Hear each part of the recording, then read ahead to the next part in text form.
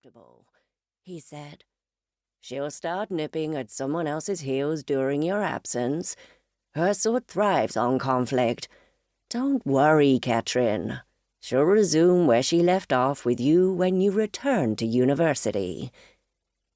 It's nice to be able to count on something in uncertain times. War, death, and taxes, to embellish an old phrase. He got up and stretched. You know, it's been 10 years, no, closer to 15 since I've worked overseas. I nodded, waiting. 15 years. I remembered that day. It wasn't one I'd likely forget. I was 22, just arrived from Denmark, and I was wandering around downtown New Haven, my nose buried in a guidebook.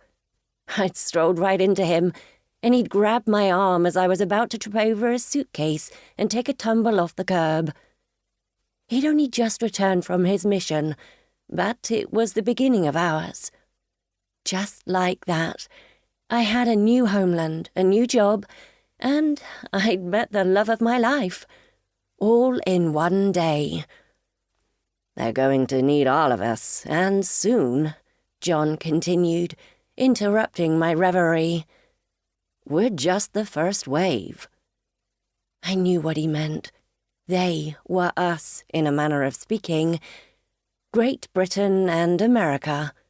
Although still officially neutral, President Roosevelt was sending whatever aid he could, and that included manpower from our own intelligence community. We were operating in secret, waiting until Roosevelt could convince his countrymen that war was inevitable. Sitting this one out was not a possibility. We're going to be pulled back into the game, like it or not. John had read my thoughts, his jaw tensed, causing a small muscle to quiver below his right ear. He glanced at the telegram and shrugged. Gathering up the breakfast dishes, I carried them to the sink, leaving my husband to wrestle with his own demons. He'd be leaving a law practice just as he was about to make partner. I'd be leaving Yale just as I was about to publish and make my move for a full professorship in the Department of Horticulture as a tenured botanist. What would we come back to? It was a question without an answer. I washed and rinsed the dishes and then paused when my finger felt the rough edge of the saucer I'd chipped. Should I throw it away or hold on to it? It seemed like a metaphor for my life. Could I stay or should I go? There really wasn't any question about it after all, and I'd known what my answer would be as soon as I'd scanned the telegram the first time. Gene was our handler, as he's called in the spy business. He'd recruited us both some years back and had become mentor and guide as we learned the rules of the game. I shelved the saucer and dried my hands on my apron. Like a marriage we'd signed on for better or worse, in good times and bad. This qualified as bad without any doubt. I stared out the kitchen window as snow fell in lazy spiraling patterns to the ground and framed the window in a rick-rack of ice crystals cold and sharp. I gave an involuntary shudder and poured myself another cup of coffee.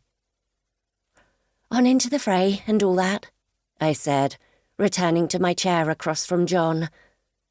Maybe it's off into the fray? I frowned. Regardless, Hitler's not playing games, he's deadly serious. I wrapped my hands around my coffee cup and savoured the warmth. And yet he's only one man.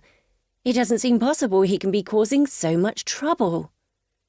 Sometimes one man is all it takes to turn the world on its ass. John's eyes grew dark.